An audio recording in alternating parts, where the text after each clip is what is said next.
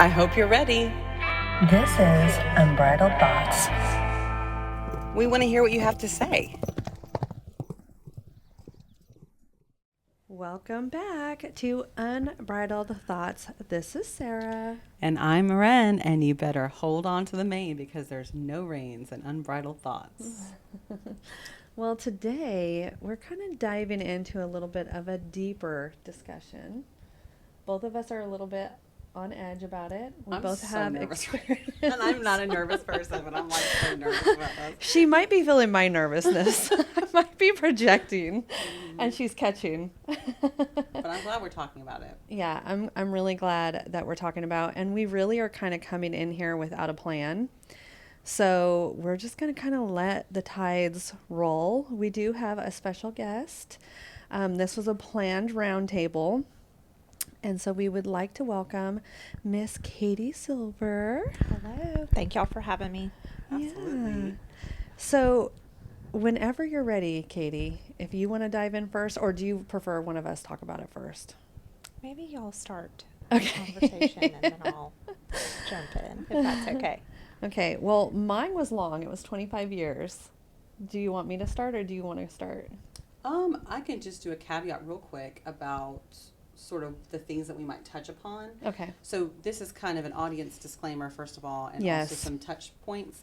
So this is a peer-led conversation that we're having here. We do not have a licensed counselor or a de-escalation support here of any kind, as we share each other's stories of abuse with a partner, Yes. specifically a partner. So I'm going to really quickly just go over the types of abuse and things that may come up as a trigger warning, if you would like to have that warning as you listen to this further in, so that you're prepared. And we would love for you to listen, especially if you or someone you know is going through something like this. But of course, when you are emotionally and mentally ready, our episodes are up. So if you are listening to this and you say, you know what, not today, that's okay. Stop it and move on to another one, and you can always come back when you're ready.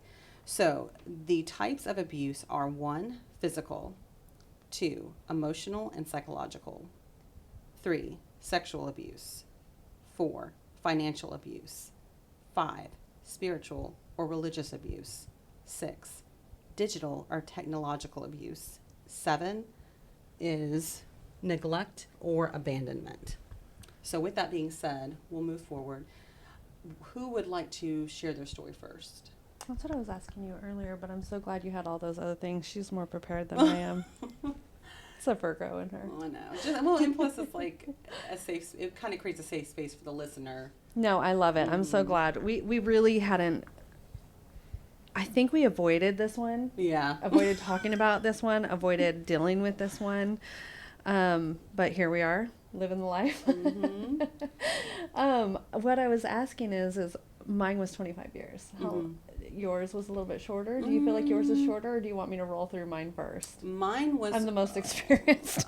I mean, yeah. I mean, mine happened when I was 19, and the person was much older. So, it's up to you. I mean, I can... Totally up to you. If you're ready to roll.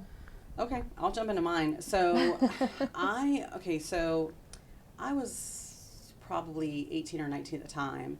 I was raised Catholic, and I was very much like a good girl. You do good things, you be a good girl, you say yes, always look, professional, sit up straight, all that stuff. And so I had little streaks of rebellion in me like every teenager does, but nothing too wild or crazy. And so I somehow ended up meeting a man that was much older than me at a coffee shop, and we started to talk, and he wanted to ask me on a date, and he seemed like he really had his stuff together. He was very smart, very intellectual. He had a job. He seemed worldly, and our first few dates, he came and he picked me up. He went to mass with my family, was very much sort of what every, I guess, Christian young lady is looking for in a partner. And so as the relationship progressed, there became more and more pressure on me to maybe move into something more sexual. And I was not necessarily ready. So with that being said, it got to a point where, without, again, triggering anybody, that we were just kind of kissing and sort of making out and kind of heavy petting, and it moved into a sexual act that I was not prepared for and never gave consent for. So that's pretty much what happened. After that incident, I was incredibly traumatized. I felt like trust was broken. I was crying, like just sobbing. And he was like holding me and rocking me, and he was like, "It's okay. I cried the first time I lost my virginity too." Like very like, and everything he said I knew he didn't mean. But when everything is happening to you for the first time, you don't really have a barometer on what to do. And also, I've had to really, through therapy and growth, looking back at this experience, I've had to really accept the fact that in that situation, I was a child and he was the adult. And so it cannot be on me to not have known that what was going to happen had happened, because he'd been in that experience before and I had not. So as we, in my mind, again, being raised Christian, I was like, the person you have sex with, that's the person you marry, because it's a sin to have sex with somebody that you're not married to. Right. And so in my mind, I said, okay, well, this is going to have to be the person I get married with, so I'm just going to have to make it work. And I think he saw that happening and just totally latched onto that. And it was incredibly stressful for my family. My sister and my parents, they saw it, but they didn't really know what to do, because they were like, if we say too much, it's going to push her further away. Because again, I was a teenager. But we're kind of terrified because this guy is probably a predator and we don't know what to do. And it got to the point where my father at that point had never lied to me ever in my life, and had basically sat down with somebody he was reaching out for help for. And so you all know my father's no longer with us, but he was an amazing guy. He basically laid out what was like almost like a warrant out for this guy's arrest, to make it seem like he wasn't safe, but it was a lie. So of course, me being in an abusive relationship, when you're with someone who's narcissistic and tells you, you have to tell me everything, you have to say everything, and if you don't tell me everything, I know you're not telling me something. So being with someone like that, it just came out because I felt so pressured. And I said, well, I can't be with you because you have a warrant out for your arrest. He's like, who said that?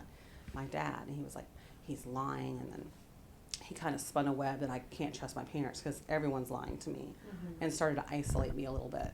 So as time went on and I kind of got to know and kind of could see what was happening, because now I'm in a position of what I didn't know was cyclical abuse. I couldn't see what was happening. I started to see that he didn't have a car. I had the car and I was driving everywhere.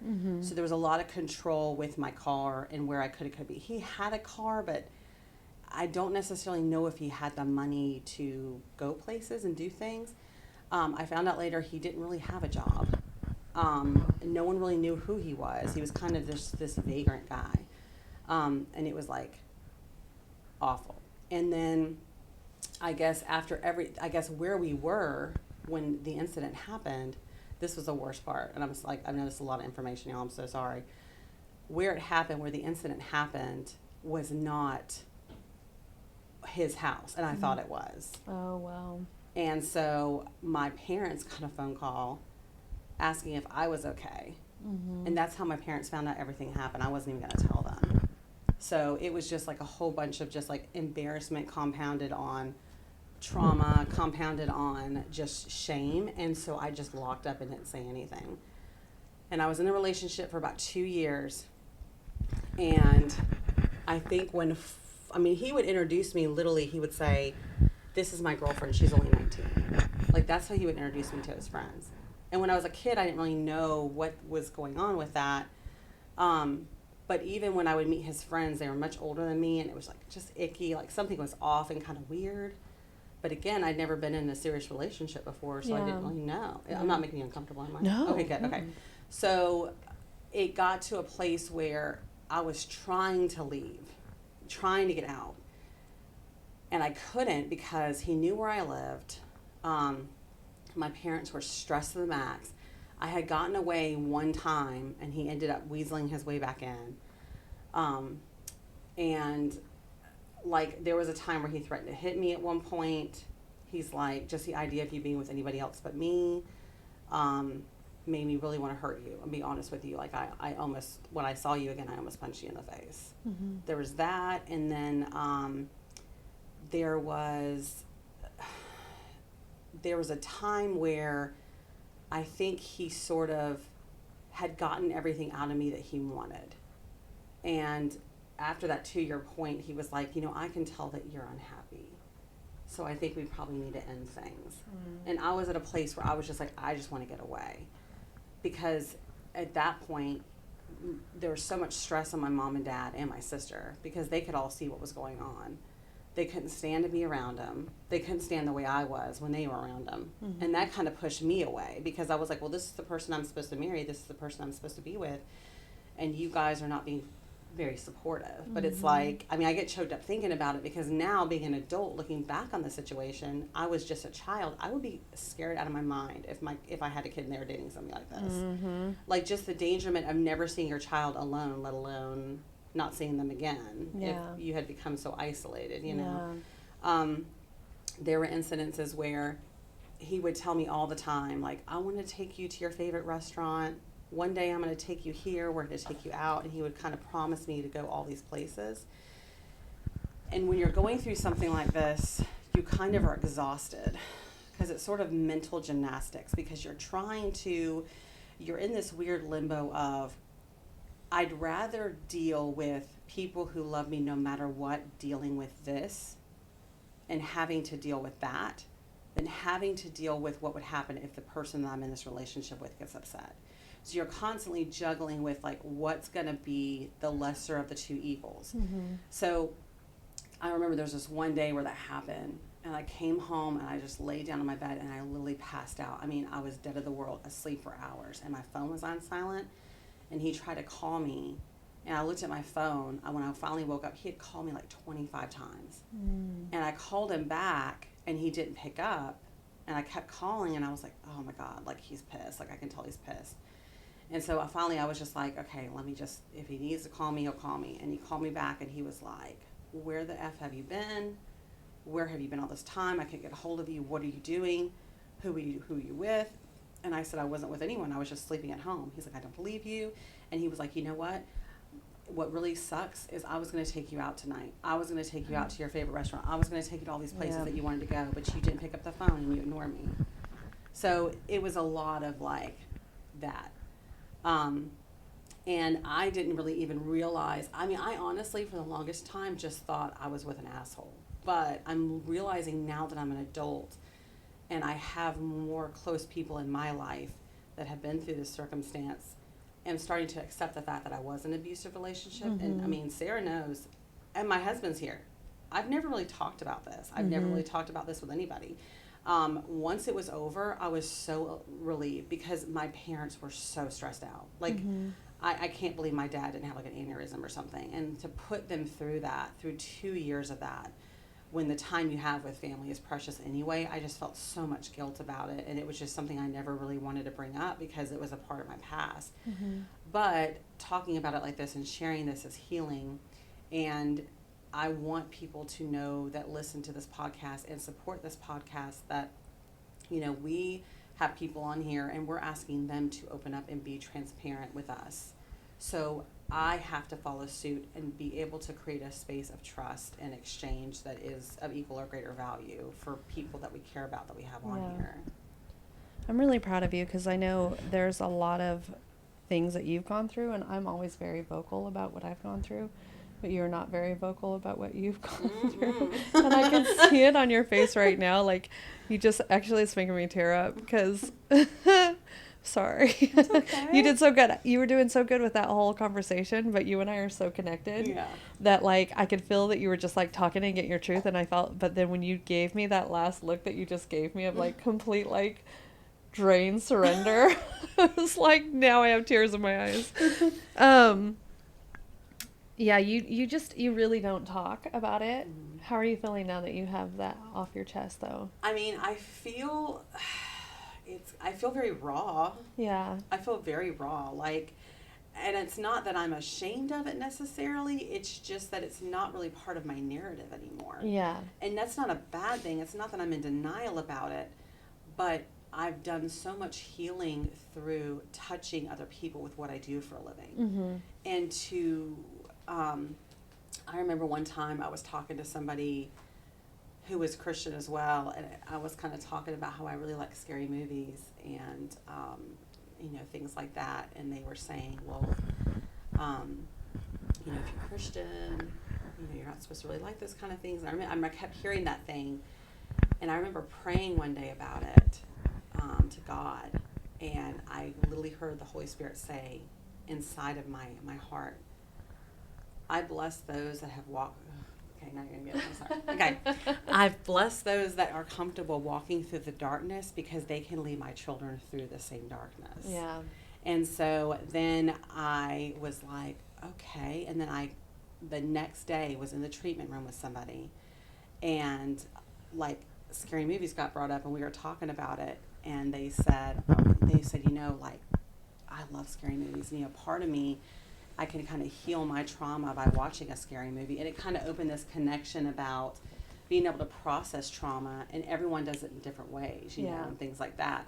So when I have someone on my table that I'm doing a treatment with, and they're opening up to me about something, there's this shared trauma that they may not necessarily have with anybody else, or that they've ever opened up with about anybody else. And because I'm so intuitive, when I do the service, I can kind of feel that kind of coming off of them. Mm-hmm. And then I can kind of step into that energy as sort of an ally of that, instead of me coming at it with, hey, I'm picking up on something.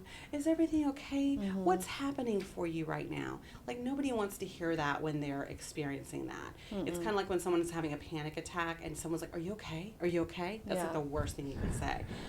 But to kind of step into that and be in it with them, be in it, and just opening up your heart to let that healing happen and holding space for them energetically, I have found that has healed me more so than anything. Yeah. Is being in the presence of other people opening up to me about what they're healing about. Mm-hmm. And that's kind of been the best therapy I've had. Yeah. I mean, everybody's healing journey is different. And I went years and years and years. I never talked about anything. And then after my big, the divorce and everything like that, after my 143 moment, that was when I was like, I'm telling everybody. Like, everybody needs to know that this isn't normal. This isn't right. Because I know all the emotions that I went through when I was coming away from it. Same thing like you, guilted with the sin thing, I mean, I cried for like 3 months just thinking God was not going to love me the same anymore because I was getting a divorce and I was committing a sin, and it is a sin, and it was seeing God hold me through all of that. I prayed one prayer of request to him, and like to see that happen, because I was so broke. You've heard the story. I was so broke. That was when I was, yet my bills were being paid. And I asked that when I had my son, since I was living in an RV, that I could take him out to go do things, or a camp trailer, not an RV, but a camp trailer. And every single time I'd be so broke when I didn't have him, and every single time I had my kid, we would have money to go out and do things and go out to a nice dinner and do all that. And I was like, this is God. Like, God is here. But there's so much of it that it's like a shame. We've lived so many years of society where it's like we were supposed to like show this false perfectionism. Mm-hmm. Like, no, there's no bad days. Everything's perfect. Everything's good. You know what I mean? Now, I feel like there's been a time when pendulum's trying to swing to the other direction, where now it's like everybody has a bad day and everybody's life is terrible, you know what I mean? But there's somewhere like a meet in the middle where it's like, hey, this happened to me. Let's talk about it. Let's move on. Let's help others that could, are going through that situation, and, move on in a positive forward step. So you talking about it, you heal your own way, and I never wanted to push and prod. There's like a few things I don't know everything about you. I think you know everything about me. You like to keep some secrets. Yeah, and I'm getting better with it. But that's okay, though. Yeah. Yeah, that's not like a guilt thing, or, you're not lying to me or anything like that. It's just your way of handling what you have to handle. Yeah, and I'm getting better with it. A lot of it's just stuff that has stemmed from me being a child, going into like a young adult, where I didn't really know what was the right way to react to things. Yeah. I remember never having I'm not making this about me, but I remember never It is having... about you. We're literally talking about you right now. This whole situation is actually about you. So you are making it about you, and please do. Well, I never had a day in school, and I'm talking from like pre-K all the way up to high school, except my senior year, where I wasn't like tormentedly teased about something. Mm-hmm. There was never a year in school I did not feel safe, that I wasn't teased, that I wasn't made fun of, publicly embarrassed, like of any. There was just what I can't even go back and tell you a day that was good, unless it was like a field trip, if that even happened. I had teachers that would laugh at me. I mean, I've had teachers that make fun of me in front of everybody. I mean, I've had things happen. I'm not being a victim with this, but it's like, I just had such a hard time. And then as I got older, I started to realize something's going on here. And I got my diagnosis later, that I really just didn't have the ability to read the room, or read these social cues, or what was right or what was wrong. And I kind of had to navigate it on my own. So a lot of me not talking about it was, I had to kind of watch and observe other people to learn how to correctly respond to something. And so that there's a combination of that, and then also just not really knowing then, when I was that young, what was happening. And now that I'm older and I can look at it from a healed place as being an adult, looking at this happening to someone who's like 18 or 19, I can see now, 2020, what was going on, and how I wish I would have reacted to it. Yeah. So some of it's like that, and some of it's like, I'm not keeping secrets or holding cards close to my chest. A lot of it is, I'm so afraid to be, that's something I really admire about you, is you are so open. I'm sometimes afraid to be as open as you are, because it's like, once I let that go, it's out there. And I don't know if I said it in a way, or let it out in a way that is appropriate or safe, you know what I mean, for myself or other people in society, when it is something so like personal like that, Yeah. I know, that's why I never prod you or push you in any way, because I know that when the time is right, you'll let me know, you know what I mean? And everything you do, however you handle that, that's your way of handling everything, and it's beautiful and it's perfect, and we don't have to judge each other. But I'm really proud of you today. I really am. I'm like sweating.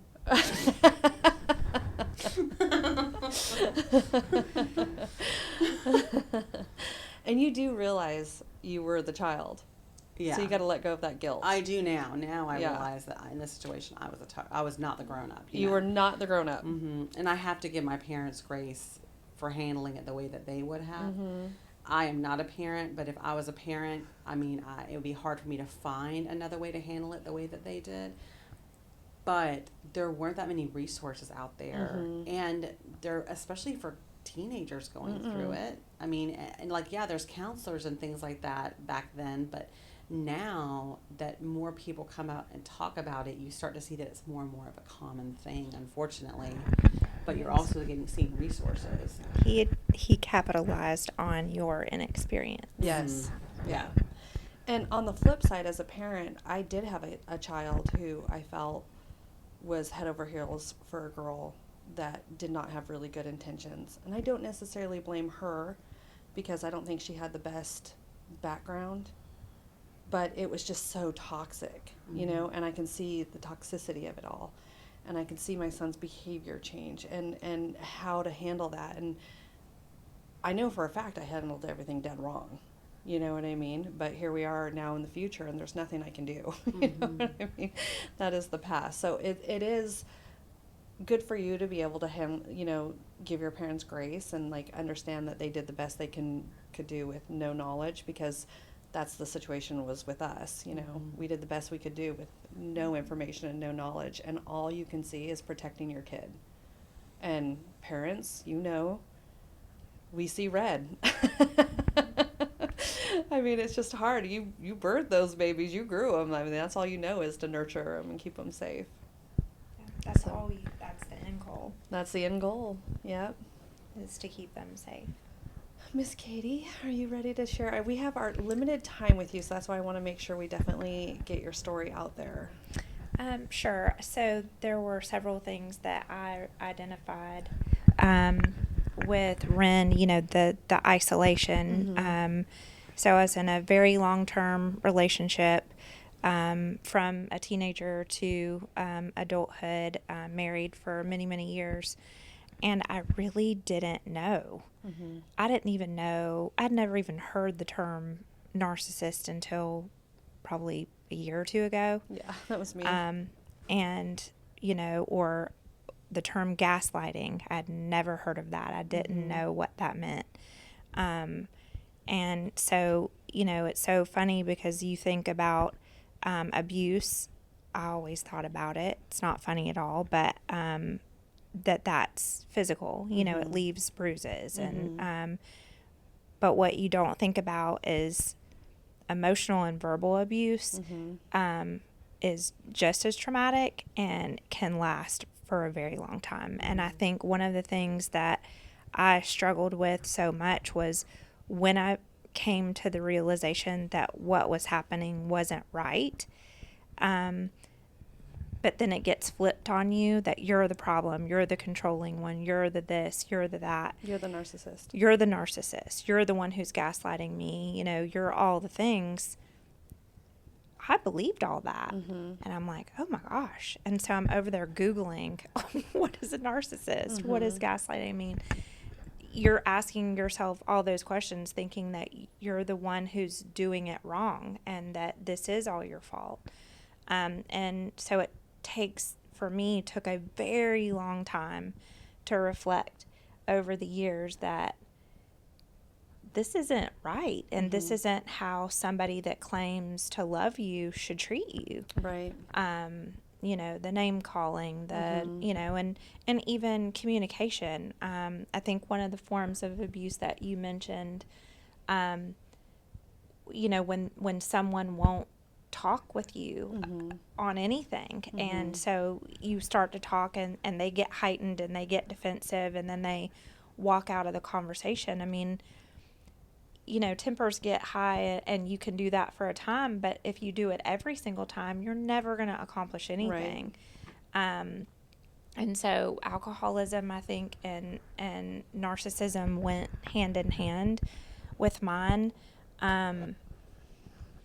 For years and years, it was just, well, this is the way that it was when we got together, when we were young teens and 20s, going to the bars and I drank too. So I guess this was the way that it was supposed to be. I knew what I was signing up for. Yeah. But then, life happens and kids happen and you take on a more serious role. I mean, when I became a parent, for me, everything changed. Yeah. I had to set the example. I had to keep them safe. I had to be safe so that I could take care of them. And that wasn't happening on the other side. And I think, resentment builds over time, that there's something in the back of your mind that knows this isn't right and this isn't the way that it's supposed to be, but you question yourself for so long, for me, for many years, and think, well, it's not that bad. I mean, we're not, having knockdown drag-outs. It's not getting physical. Sometimes we're not even talking to each other, much less screaming at each other. There's no name calling. We just didn't talk for 2 weeks. That is not normal. No. But when you're living in it, you're just trying to survive. You're just trying to get through and put on a face for your kids and for work and going through the motions that everything's okay. So I think healing for me looks like and I've heard this, it's like, it could probably be a tagline, but seriously, being the villain in his story and not caring. Yeah. You can call me whatever you want to call me. You can think whatever you want to think, and it does not matter. Right. And for somebody who is intrinsically a people pleaser, Yeah. and I want to make everybody happy. Are you comfortable? Are you okay? Is everything, that was really, really hard.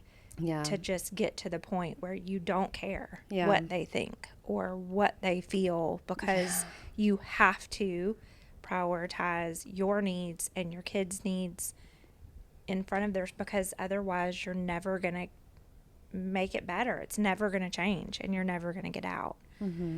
So I think, my thing to listeners is just knowing when you have that little voice inside of you saying, This isn't right. This isn't right. Yeah. Whatever it is, whether it's physical or emotional or whatever it is, trust it. Trust it. Because your body isn't going to lead you wrong. And I think something that you said, Sarah, about praying, I struggled for many years about, well, I can't leave because I'm a Christian and that's frowned upon and God's going to be so disappointed. I took this vow. And I remember, praying and begging and crying, please give me discernment, give me clarity, show me what to do. I don't know what to do. Yeah. And there were a couple of times that I think that God had to whop me over the head with it and be like, okay, girl, I'm trying to show you. Yeah. And you're not listening, and you're not hearing me, and you're not seeing it. And so, seeking that support system and knowing that you're not alone, and that there are people and resources and your faith and all these things that are going to help get you through it, because it is awful when you're going through it. And I think because of the mind fuckery, if I can say that, it makes you not only mentally exhausted, because it is just a constant replay in your mind of, did I say that? Did I do that? Is that really what happened? When you do that for every single thing and you're trying to turn it over and look at it from every single vantage point, it's exhausting. And there's a difference too. I know you'll recognize this, but there's a difference between somebody trying to give you a healthy suggestion with love and then somebody just like berating you, you know what I mean? And the way it's said, And I mean, in retrospect now, I mean, it was the smallest things that I was getting berated over, like household chores or just the smallest menial things that you're supposed to be in a partnership and doing it together, not having somebody telling you you're doing it wrong. I mean, you like you said, hey, can you think about doing it this way? I mean, but when all of those little things add up, and then when somebody's calling you, effing this and effing that to your face, I mean, that's obviously a different tone. it's but always the effing whore and the effing bitch, huh?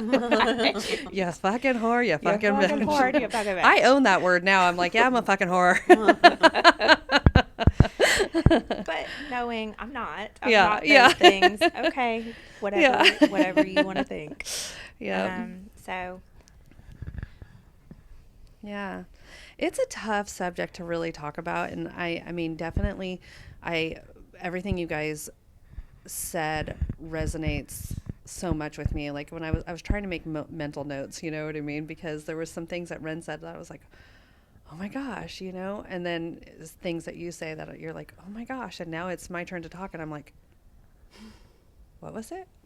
Well, and I'll say this too, because I think this will resonate with you too. Like the alcoholism, like it's not that big a deal.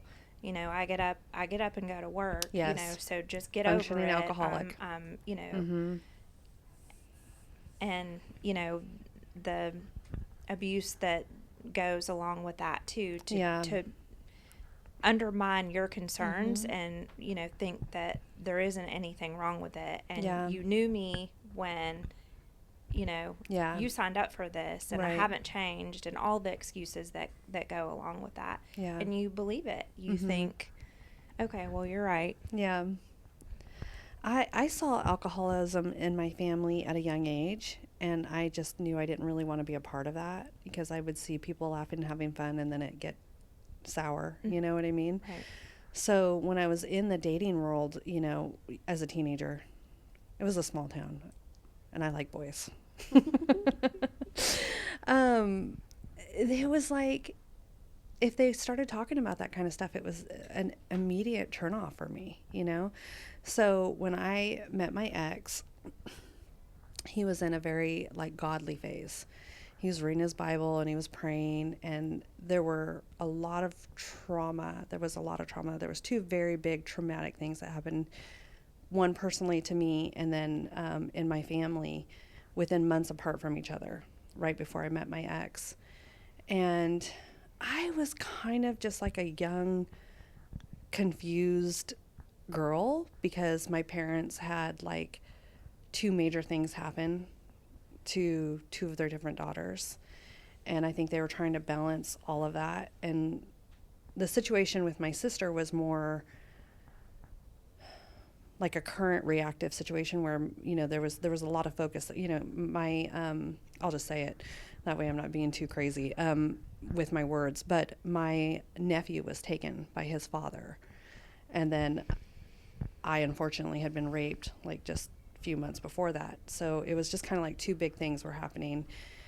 I was a virgin. Same with you. I was saving my virginity for my husband. Now, I did not look at my rapist as I wanted to marry him for sure. That was not any of it. But it did confuse my thinking. And I was just like, okay, I guess this is just something that we do now, So I kind of started dating some guys, you know what I mean? And I kind of wanted to hurt some of the guys that I knew liked me, the sweet guys, you know what I mean? Just because I had been hurt by a guy.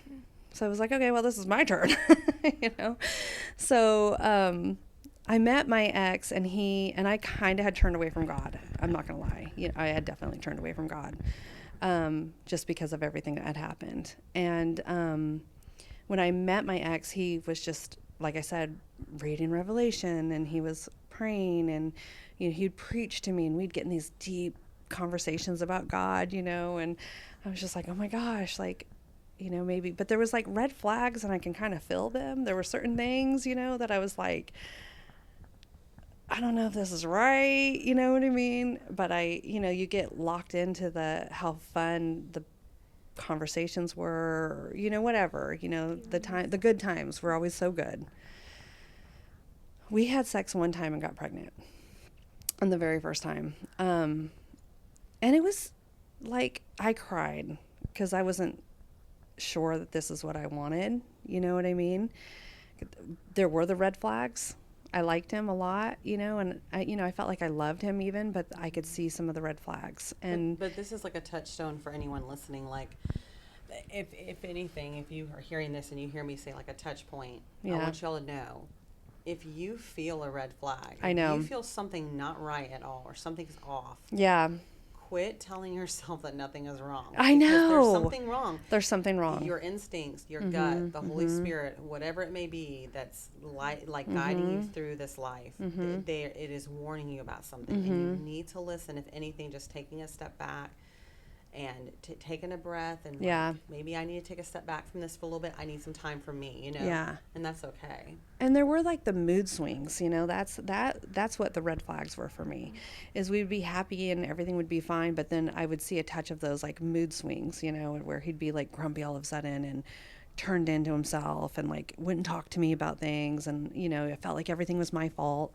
I was like you, I was a people pleaser, I was a yes girl. I think unfortunately our age demographic was kind of raised to be that way. Children are to be seen, not heard, and you know what I mean, and you don't question what I'm telling you, so you're just really get into, and I'm not blaming parents, you know what I mean, and I'm going to say some things because I'm going to say my truth, but I need people to know that I do feel like my ex suffers from childhood trauma that he hasn't dealt with. Same. And I have proof of that, I feel like. And then I also think that he has something mentally going on, an imbalance, you know? So here we are, young. I was only 17, pregnant. You know, I wanted to do what was right, you know, so we kind of moved forward with the relationship, and things were pretty good. And we moved in together, and we fought like cats and dogs when we moved out. We lived 1 year at his mom's. It wasn't too bad. We lived that first year that we lived in an apartment together. I mean, we were just fighting constantly. I mean, that just became our routine. I mean, it was almost like you didn't know if you were having fun unless you were fighting, you know? So I wasn't still seeing like anything really too physical, but when I was pregnant with our second son, I was about 9 months pregnant. I was like 8.5 months pregnant when the very first time it happened was my son was in the bath. My oldest son was in the bath. I was pregnant, bent over washing him, and, you know, my ex was drunk and he was yelling at me. He didn't start drinking till he was 21. So I really didn't see the physical. This is like the first time I was seeing, I mean, he had literally just turned 21. So I was just starting to see these behaviors, you know. He's yelling at me. And at one point he takes me, and I'm like 9 months pregnant, you know, big baby. I had a big baby in me. He was like 10 pounds. And he takes me and he like bends me backwards over the bathroom counter. And I could feel it, like how much it stretched your stomach. Like it just was so uncomfortable. And I just didn't feel safe. So I was like, I'm just going to get my kid out. I'm leaving, you know. So I like got my kid out, grabbed my keys. I was trying to leave. And he kind of like sideswept me, my feet a little bit, the back of my ankle a little bit, you know, to where I lost my balance. I was holding my kid, 9 months pregnant, almost. And so I fell backwards and hit the driveway ground. And he like got on top of me and he like slammed my head into the ground a couple times, like the cement. And at that point, I was like so afraid to like leave. Like that was I didn't know what to do. It was like I just froze, you know. So I like let him talk me into letting it go back in. And you know, things weren't always like that though. But the drinking was becoming more common. You know what I mean? So now here I am with the second kid and pregnant with a third kid, and I was kind of like in too deep. Like I was like, what the heck am I doing here? And there was a little bit of like control over like finances, you know what I mean? So I never really felt like I could make it on my own. You know, I never was earning enough money. I was like kind of taking care of the kids most of the time. I was always working, but it would always be like evening hours, you know, but of course I couldn't be out too late because I had to be home to put the kids to bed, you know, and all that kind of stuff. So it was just, I never felt like I could financially leave. And then I started getting like better jobs, and I, you know, was kind of trying to push myself. Like always had that in the back of my mind. Like I have to be prepared for the day that this gets really bad and I have to leave. Like I have to be prepared for this, because I was just waiting for it. You know, you're living that day to day, but you could just feel that tension, you know. And it was always my relationship. It sounds like your relationship maybe was like more on a constant, like the no talking, the constant berating, you know, however we want to say these things, you know, put downs and stuff like that. Mine was like a roller coaster ride. I mean, oh my gosh, the highs were so amazing. We would have so much fun. We would laugh. I would fall completely back in love with him. And then slowly but surely he'd start pulling that rug out from underneath me, you know. And I honestly don't even think he realized he was doing it. You know what I mean? Like to this day, I don't think that he, like if he hears this, he's going to be like, I never did that. That's not what I did. You know what I mean? I don't think that in his head. I mean, even after the last time when we talked about it again, the second time, he admitted it the first time, but the second time he was like, I didn't hit you. I hit the mattress, you know. That's coming though. Anyways, so I was kind of like, I'm going to go to school. I'm going to make more money. I'm going to be prepared for when this time comes. I never wanted to hide money from him. I was going through the same things you were, you know, if you were hiding something from him, then you weren't telling, you were lying, you know what I mean? Even, and I'm a pretty forgetful person, especially because of all the trauma I've been through. I'm really good at, like, if something doesn't sit right with me or something felt like an attack to me, my brain like puts it in the far dark corner where I won't find it again. You know what I mean? I don't want to deal with that. And that's why when I'm listening to you guys talk, even, I mean, it's within minutes. I'll be like, oh my gosh, I totally resonate. I'm going to comment on this. I'm going to wait for her to, you know, and then I'm going to comment on this. And then when I go to try to pull that out, my brain's like, nope, that's gone. It didn't exist. I don't know what you're talking about. It didn't happen. So a lot of days I would wake up after a drunken fit, you know, and he was yelling and being ugly. And he would always say, I don't even remember what I said. I don't even remember what I did. Tell me what I did. And I couldn't necessarily tell him because my brain immediately, like, I knew something bad had happened, but I couldn't tell him, like, exactly word for word, verbatim of every little thing that he said to me. It's trauma response. You know? And then of course it's like, oh, well, see, it must not have happened. Didn't happen like you remembered. You can't even remember it. You know what I mean? So there was just, and then you're thinking, like, did that even happen? You know what I mean? Like, and you go through years and years of that up and that down. No, I love you. Oh, no, you're the best thing. You're so perfect. You're so wonderful. To then, you're a whore. You're a bitch. You're so stupid. Oh, look at, she can't even, say a full sentence without stuttering or messing up her words. You know, all these things that you're just constantly getting, like, that attack from, you know.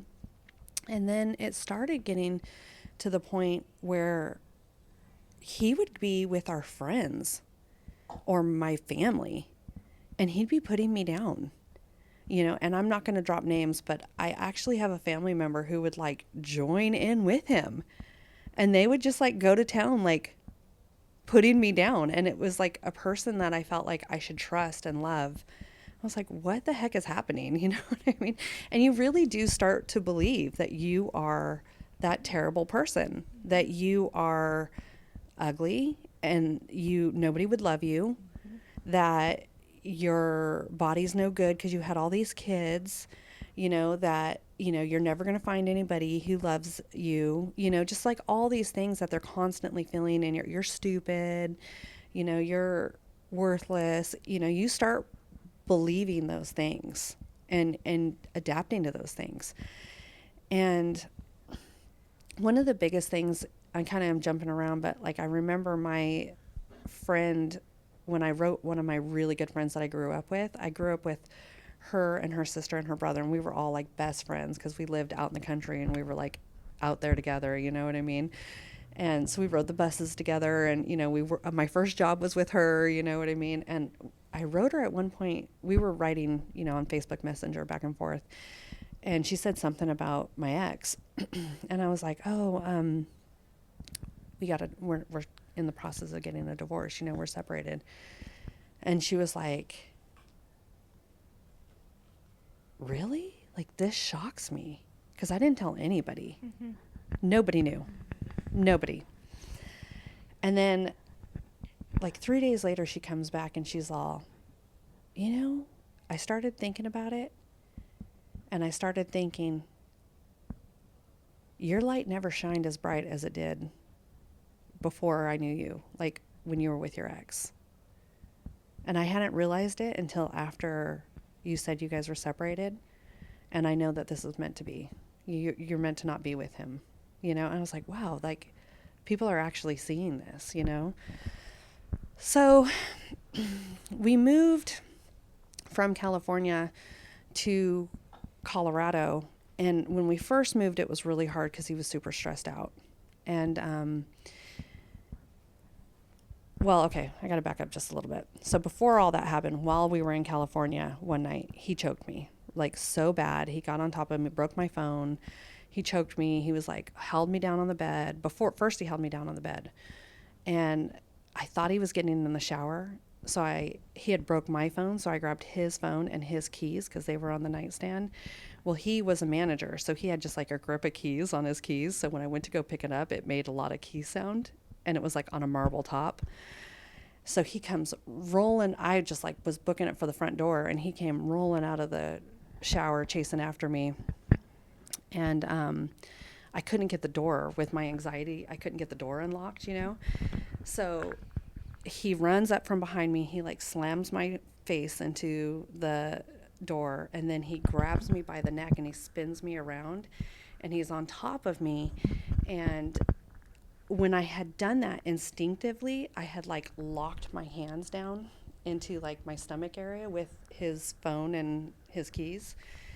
And so he was like on top of me, and he put his knees in the back of my back, and he was like pulling up and like choking me. And he would do that, like choke me till I'd start getting weak, and then he'd let me go. And then he just like kept doing that and kept doing that, kept doing it multiple times. And every time he would lift me up, I would like get my keys out from under me a little bit. So then I finally took his keys and I just like tossed him as far as I could. And at that point, he got up from being on top of me to go get his keys. And so I just like spun around, opened the door, and left, because I had unlocked the door, but I hadn't made it to opening the door, you know. Well, I started to open the door when he ran behind me. So I opened the door and I ran out. I mean, I was wearing like panties and a tank top, you know, and no shoes on, you know, no bra on. I'm like running down the street as far as I could. And I had to go down our long driveway, you know, a gravel driveway.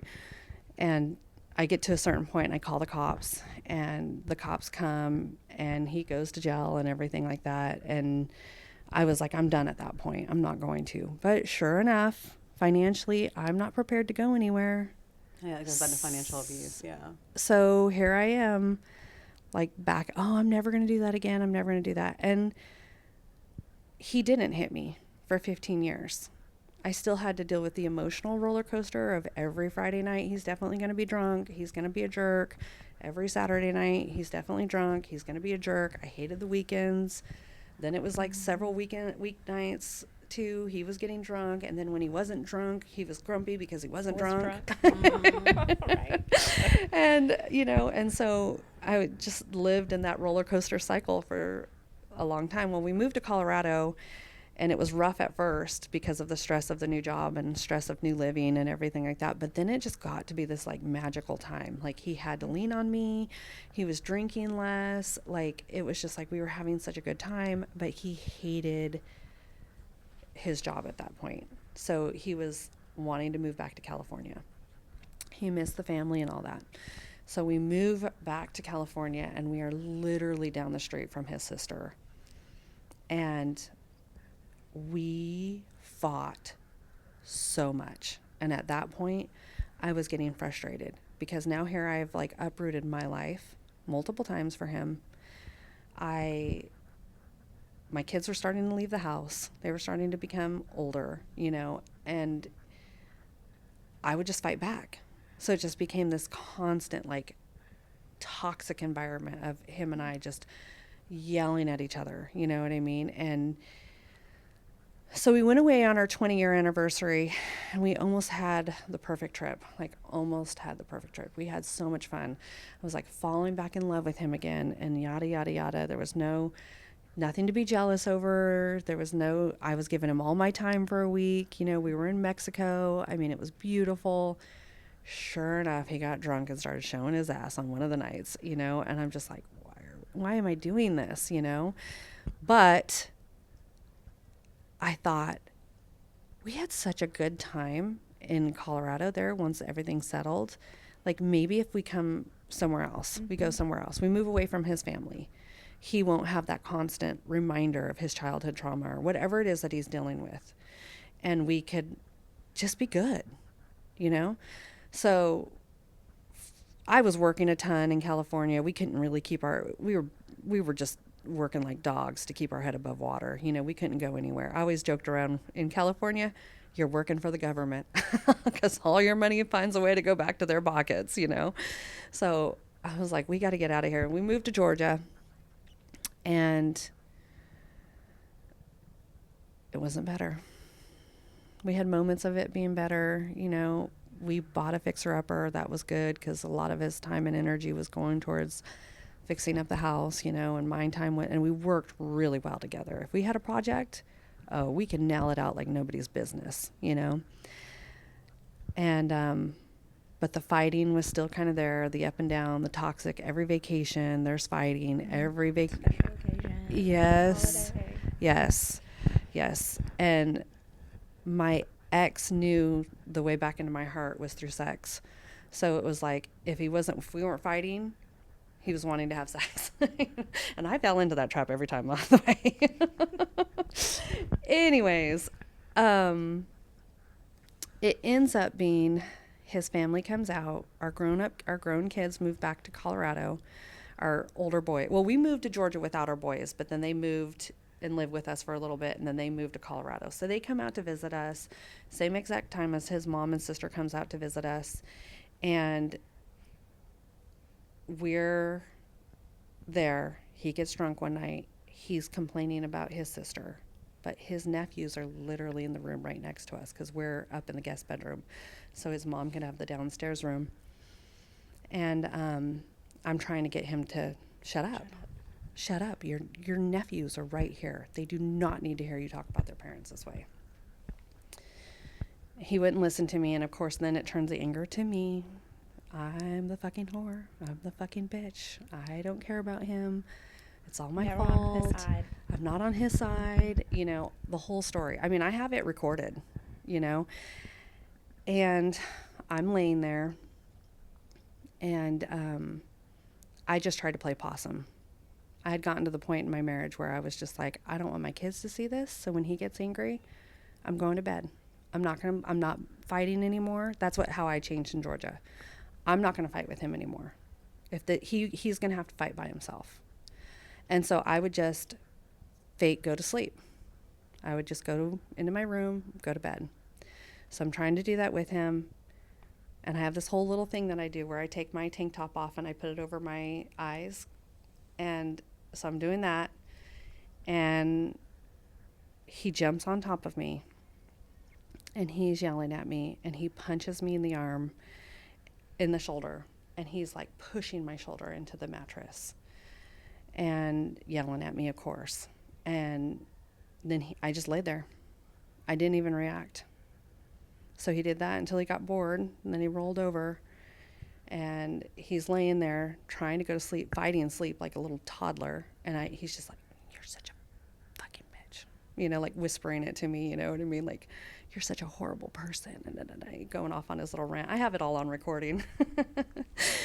And the next day, I told him, you laid hands on me in my 20s, and I dealt with it. But I'm in my 40s now, and I'm not going to deal with this crap anymore. I'm giving you 6 months to get your act together. Okay. So you're living that, that whole process of like, okay, some days are good, some days are bad. We're going to work out together. That will help. We're going to do that. We're going to eat clean. That'll help. He's not going to drink, and da-da-da-da. And then Halloween comes, and he didn't lay hands on me, but he got so drunk while we were trick-or-treating with our kid down in Kathleen when we have to drive to Macon to go home that he's weaving. And I'm like, here it starts. So the ugly side came out, tells my kid I'm going to kill him with my driving and, because I'm upset and yada, yada, yada. Christmas comes. So he quits drinking in November, and I think maybe this is it. Maybe for once he's going to quit his drinking and we're going to be fine. December comes. Every weekend in December was bad. Every weekend. Christmas Eve comes, and he is putting me down at another people's house.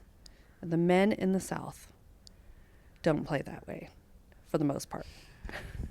For the most part. I know you got the unlucky one. That's right. But that's frowned upon. Yes. I mean, men in the South, they will let their women, they pretty much let the women be abusive in so many times. I've seen it. They're the ones kind of being ugly. And the men just sit quietly and they handle it. They you know what I mean? So many, I see a lot of men, more so than in California. I'll say that.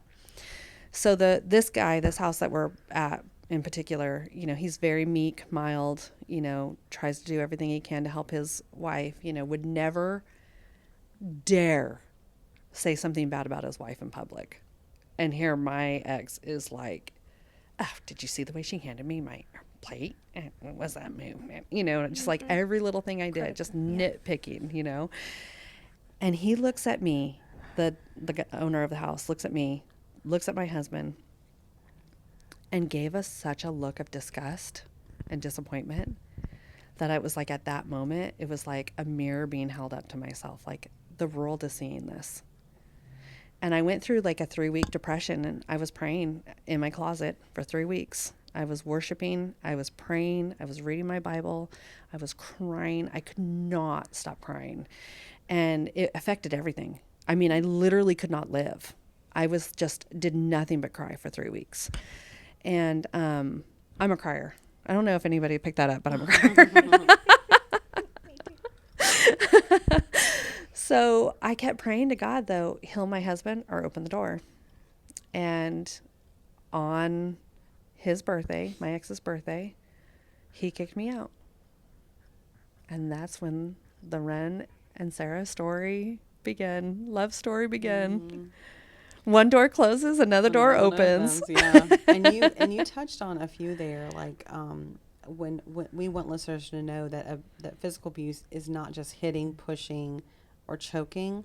It's also pinching under the table, any type of physical harm, suffocating, or things like that. And then we touched on the financial abuse. If you want to know more about that, that's controlling access to money, preventing someone from working, or using financial dependence as a form of control, or making someone deny a promotion or a job because you might be making more income and therefore making more independence outside of that person. And then one that we didn't touch on that came up when I was doing the research is, you guys both touched upon it. It was called weaponized ignorance, which there's a spectrum of this, but I'll have to find where I was reading it, but it talked about they see it a lot too, especially with like young parents, where there's two partners that are raising a baby or like a young child. And one partner will be like, oh, well, you change the diaper. You're much better at it than I am. Yeah. Or, oh, you know, the baby only goes down when you do it. Like, let's let you do it. But then it gets to the point where that partner isn't taking the opportunity to bond or to be able to figure out those little things raising a child, that when it comes time that the other partner has to leave for an extended period of time, the other partner is like completely ill-equipped to handle anything, and it's just completely overwhelmed. Yeah. So it's kind of a gradient spectrum, with that being the lowest one, but you guys kind of went up and heightened it, where you guys said, well, I never did that, or I mean, denying too, but also genuinely not remembering what they did for whatever reason, and being like, almost completely ignorant to what they had done, you know.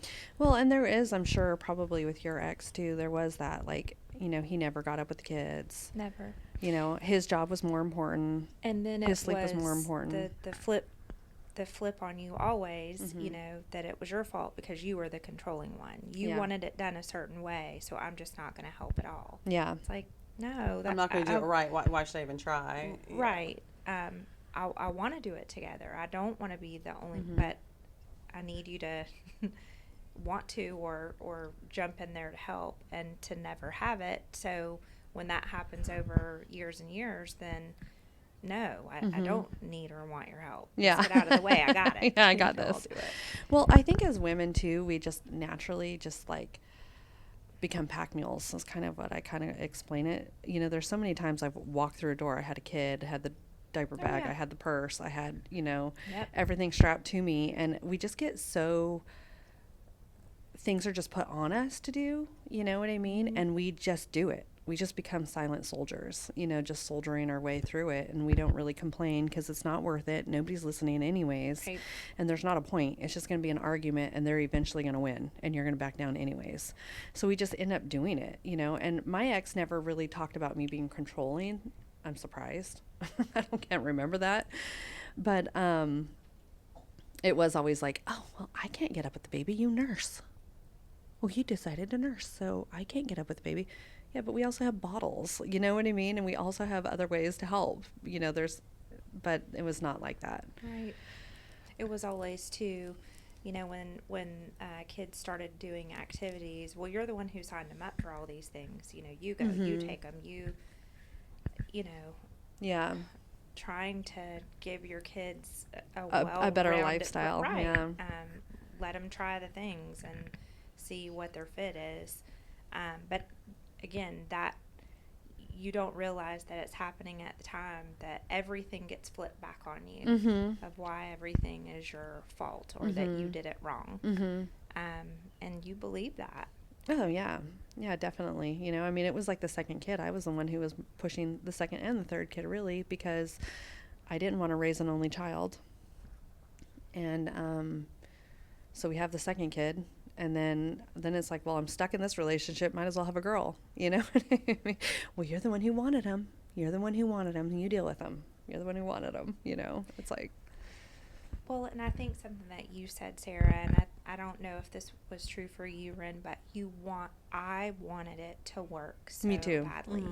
I felt like I dug and scratched and prayed and just anything in the world to try to make it work. And it was a really, really hard pill to swallow to realize finally It's not going to work. It's not going to work. It's not going to work. And my support system, you're talking about the guy at the party that's looking at you like, you see those strangers that are kind of observing this awful dinner that you're having out in public and kind of looking at you, and they feel sorry for you. And that's, I don't want pity. I'm a super private person too. Yeah. I don't like people knowing my business or, knowing what's going on with me. A lot of people didn't, but,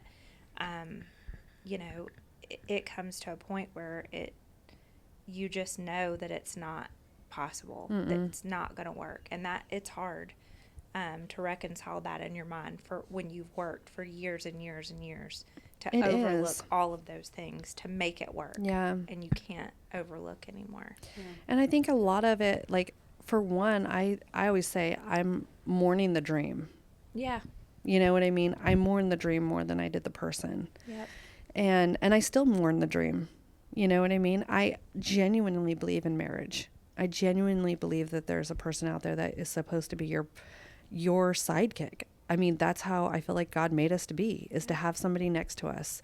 I mean, my mom will say it all the time. Like, she'll make comments about like, oh, I think your sister's growing up or something, like, she's okay being single. And I'm like, why would you want us to be single? We're meant to be partnered up, is my opinion. You know what I mean? You're meant to have a partner there to pick up where you can't. You're meant to have somebody call you out on your bullshit. You're meant to have somebody, lift you up when you need it. You're meant to have somebody help you in life.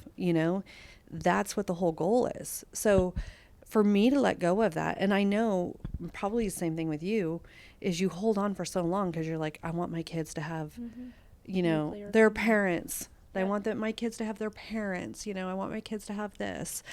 And I look back now and I think about all the damage because of what they saw. Right. They saw that. I mean, he broke a shower door over me. They came in and saw their mom. I mean, my daughter was standing right there when it happened.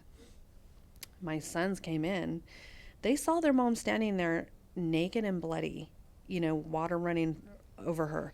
Those are things that the kids should never see, I mean, my daughter can still talk about the night she cuddled up with me, and she's like curled into my naked body as I cried myself to sleep. You know what I mean?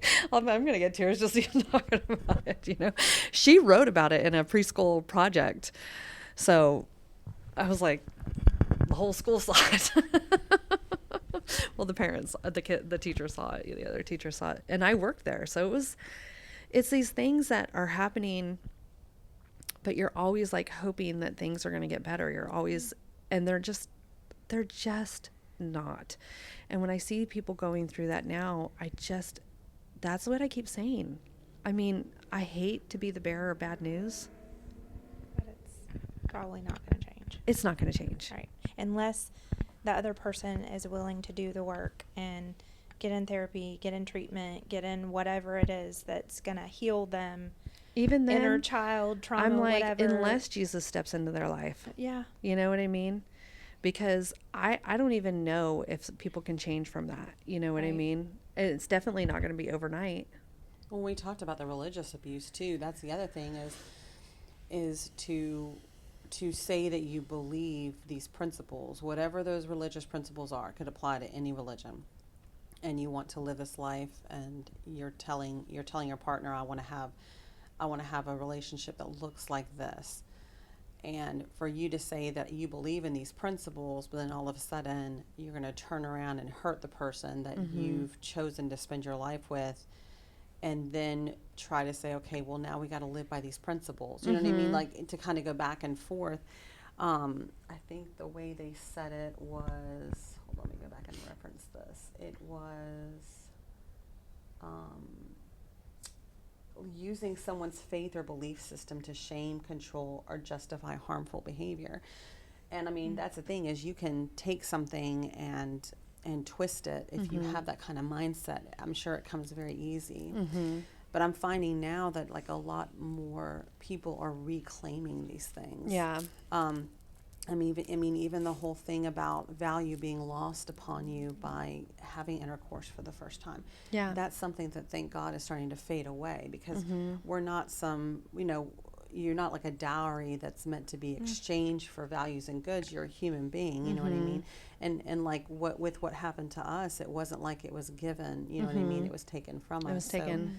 So you know, people are starting to heal from that, and you're starting to hear a lot more conversations around, you know, getting deeper and deeper into the Bible, that there is scripture there. I mean, the one I love is the one that we talked about God was talking about a city and he was like, I take you, I clean the blood off of you, and I put you in the finest gowns, and I call you my own. I can't remember which one. I love that scripture though. But I know exactly what scripture you're talking about too, and I can't. So it's in there, but it's interesting how it was like, well, where was that?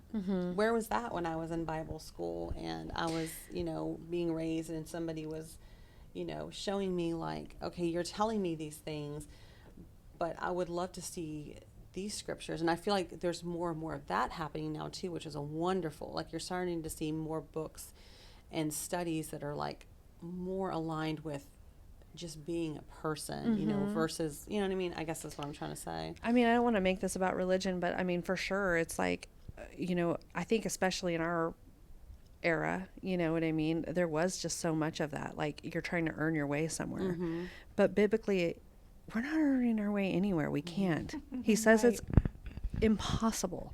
And that is the reason why we have Jesus. Like, the one thing he wants is for us to just lean on him. You know what I mean? And if you actually read your Bible, these great men of the Bible were terrible people.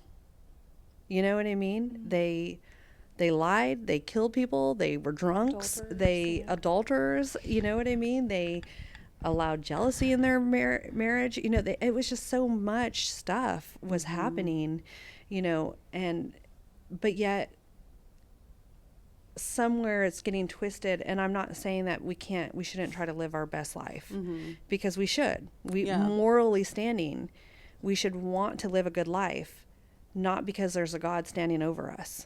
You know what I mean? We just should actually treat people good. I mean, I always say that, like, Jesus pushed love so much. And if you truly love somebody, you're not hurting them. Right.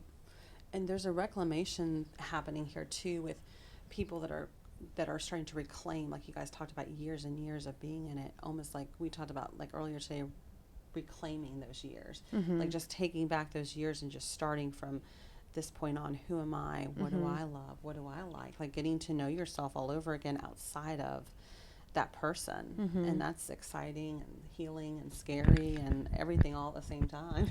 Well, I think being able to wake up every day and not, you know, wonder what's coming at you, what What are they going to Can't- be pissed about Can't put a today? price on What are- peace, can I you, mean, girl?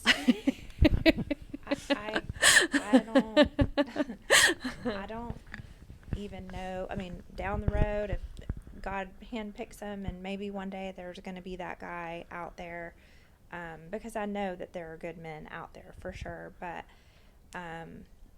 you know, just that piece of, you know, I am in control of my day. Yeah. I get to set the tone. Yep. I get to do my devotion. I am the one who, Yeah. you know, I know what to expect. You know, Mm-hmm. if I'm in a bad mood, get over yourself. It's going to be a great day. Go Yeah. be kind to people. Something you know? amazing is happening today. Right. So, and something you said earlier, Sarah, too, like every single thing that I worried about and why I didn't want to go through the divorce, like from the financial part of it, you know, the job, the move, the house, The finances, kids. all the things, every single detail was worked out. Yeah. And it's incredible to me. It is. I'm still in awe, you know, 5 years out, Yeah. that it was worked out in the way that it did. Yeah. It's like, it's really crazy to think. I mean, I saw so many things, but it doesn't resonate with you until you're living it, you know? But it's like when you let go of something that's negative, like the positive that you can gain from it. And it was like, you can't, when you're in the moment, it's like you almost want to put that on yourself, like, oh, your own negative thinking or something like that. But then when you're living it and you finally walk away from that and you're not playing the games anymore, you're not playing whatever it is, you know, the drama anymore, and you're just getting up and doing your own thing every single day of your life, and you're seeing yourself grow. You know, I've seen myself grow so much, and I'm just getting to know you. So we're both kind of like seeing each other in a more healed a situation, but it would have been a different thing come 2 years ago or 5 years ago, you know what I mean? So it's just, Yeah, it's crazy how much toxicity has an effect on your emotional, physical well-being. I mean, stomach issues, headaches, yes. sleep patterns, you know, all Everything. the things. everything. And I think you talked about some of that with when I was going through it. It's like, you know, it has physical effects too. Mm-hmm. It does. Stress. I lived in chronic pain all the time. But I have 3 autoimmune diseases, and I know it was the marriage. One, I think the choking was because my thyroid doesn't work. And then I read later on that a thyroid is a gland, so it can be broken. And like people do, if they're in car accidents and they hit something, it can break, or it could be broken by choking. So then I think that was caused by that. But I mean, I have other issues, you know, I have psoriasis and fibromyalgia and all those kind of things. But when I was in the marriage, it's so easy to just be like, oh, I'm having a bad, you know, I'm having a thyroid flare up, or oh, my fibromyalgia is acting up, you know, whatever. But it's crazy when you walk away from all that. I hardly ever have them go. Yeah. You know what I mean? It's Well, like, you can like walk, once you're out, you can kind of look in and see what all you couldn't see because Yeah. you didn't want to allow yourself to see, or you're just literally just trying to survive yeah. and hold homeostasis for yourself. Also, it's amazing to see when something that has taken up that much room and space and air in your life, when it's no longer there, that space fills up real Yeah. quick with really amazing I things. know. People and So true. opportunities and things like Yep. that. And for anybody who's wanting to know, if you're in a situation like this and you are listening to this and you feel like you can't get out, when we tie things up, I'm going to go over some next steps for our listeners, for anyone who needs them, or anyone that is listening for somebody that they love. So when we tie things up after the conversation, I'll go over those real quickly for you guys. Awesome. I love it. I mean, I think I pretty much said everything I needed to say. How are you feeling? yeah, I mean, I do too. You know, it's the thing about trusting your gut and, Yep. and seeing those red flags. You know, Yep. they're there. They're there.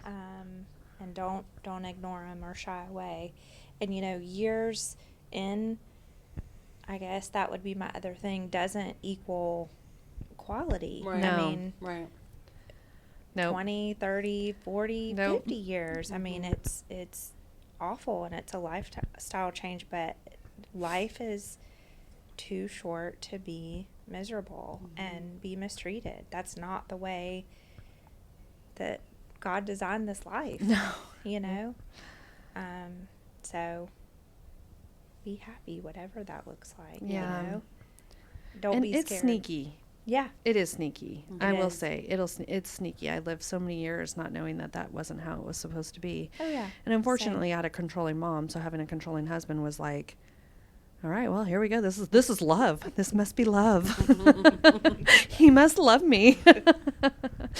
And he'd wake up and he'd feel sorry when things got really bad. He'd apologize, and I never would want to hurt you, So you're like, okay, it was just a slip. We're good. We're going to carry on, Nobody's going to love you like I love you. Nobody's going to love you like I love you. Famous last words of a fool.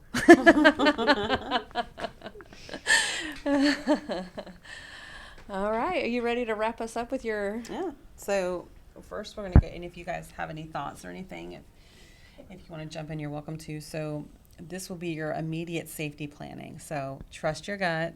That's like the word of the day. If you feel unsafe, that's valid. Prioritize leaving over worrying about appearances or belongings. Identify a safe place. Plan where you can go that the abuser doesn't have access to. It could be a friend's house, a family member's house, shelter, a hotel, or even your car temporarily. Always keep important documents together. Your ID, birth certificate, social security cards, bank cards, medical records, immigration papers if relevant. If possible, store copies in a safe place outside of the home. Pick a go bag quietly. I like to call it a no shit bag, but pack a no shit bag. Pack a go bag quietly. Include cash, keys, essential clothes, medications, a phone charger, and documents. Hide it somewhere the abuser won't find it, or keep it with a trusted friend or person. While still in the relationship, create a code word. Share a simple word or emoji with a trusted friend or family member that means call 911 for me and call now. Memorize important numbers in case your phone is taken or tracked. Have at least 1 to 2 phone numbers memorized. Open a private email or bank account. Use it to save money or communicate safely if possible, and start early. Document abuse. If safe, do so. Keep a hidden record of incidences, including phones, text, journal entries. It can help with protection orders later. When leaving, choose the right time. Leave when the abuser is away or distracted if possible. Do not announce it. Leaving is often the most dangerous moment. Avoid telling them until you are gone and safe. Contact a shelter or hotline. The U.S. National Domestic Violence Hotline is 1-800-799-7233. It also has a chat and text options. They can help plan an escape route and connect you to local shelters. Call 911 if in immediate danger. You do not have to have proof of abuse to ask for help. After leaving, change passwords and devices. This will go for your email, bank account, social media, and consider using a burner phone temporarily. Get a protective order if you can. Some states allow emergency orders immediately after leaving. Cut off contact. Block numbers, social media, and mutual friends if they could share your location. Connect with support, even if you're alone. Local domestic violence organizations often have advocates who can help you navigate housing, legal protection, and emotional recovery. I'm thinking about all of that stuff, and none of it would have helped me. So I know there's going to be, I think it was just, I don't know, it might have helped you. You sound like you maybe, I left in the heat of everything, so. I did have a go bag or oh shit bag. I did start opening some accounts and things just in that, in that frame of mind that, when and if it came, that I would, you know. So yeah, some of that I think is super helpful. I love the safe word with a friend. Because here's the other thing: if you start doing some of those things, then you're scared that they might find it. Yes. If they find your go bag, if they find your other email or whatever those accounts, then you're scared to death of what happens if they do. So I like the safe word with a friend, or you know, that kind of thing. So you could just say whatever it is. And But I mean, if you think back to the situation of you and I didn't tell anybody. I didn't tell anybody until it was over. I mean, I honestly shocked everybody. They were like, I thought you guys were good. I had one instant. I was super private too, but there was an incident that happened when I was on the phone with a loved one, and so that loved one heard everything, and that set the tone. And so then when he was pissed later, well, you know, they know that, why did they, you know, well, you opened that door because, you know, everything that you said and did that night, they heard. So, but you're right, I was too ashamed and embarrassed. And I couldn't have had a go bag. He went through everything all the time. Right. You know what I mean? Right. And then you're guilted about, like, I mean, I didn't even really buy myself clothes or anything, you know what I mean? Because Right. only on special occasions, you know, because you're guilted, you know, by the money you spend, or, you know, Oh yeah. so. But maybe having that go bag at work, or Yeah. you know, in a place, your gym locker, somewhere where, you know, just so you've got it for your peace of mind, and know that if you need it, you've got a way. Well, and Yeah. on the other side of that, if somebody comes to you that is in a situation and they need help, and you are in a situation or a position where you feel like you are too afraid to deal with it, I don't want to get in this, I don't want to be in the middle Right. of this, or if you feel like you know both parties, or you're in a situation where you're like, oh man, like, I don't know if I can have this on my plate, that's okay. But just know that someone came to you for a reason. Look and see if there's resources that you could outsource this help to. So if you could start helping out, Yeah. like, just from a distance, like, where are some resources I can send this person? What's a phone number I can call anonymously and say, I have a friend that might be reaching out for, you know, to you. Can you plan ahead for them? Yep. And I don't want to leave my name. I don't, you know, can I have a code word for them to get into the shelter? And things like that. That helps a lot too. Because I feel like if someone's come to you and said something to you, it's had to have escalated a lot up until this point for them to be able to come to you and say something. Oh, Yeah. Agreed. Yeah. Yeah, they have to be about done. You know? So, well, how are we feeling, ladies? How do you feel, Katie? Good. I mean, thank you for letting me share, and it's always kind of therapeutic if you can say one thing that helps somebody else or resonates with somebody else, to say, oh, you know, That happened to me. that's happening, right? That's going on You know? with me right now. I didn't think about that, you know. And I didn't really have any sexual abuse, but Ren was able to in my marriage, you know, but Ren did have an experience. So we've kind of shared on a lot of the different abuses, Types, you know. right. And for the most part, my ex, we weren't silent. And so that was another thing, you know, that you were able to share. We kind of hit a lot of them, you know, between us three girls. Sad everybody else couldn't make it today, but that's okay. Here we are. All right. Well, with that said, that's a wrap.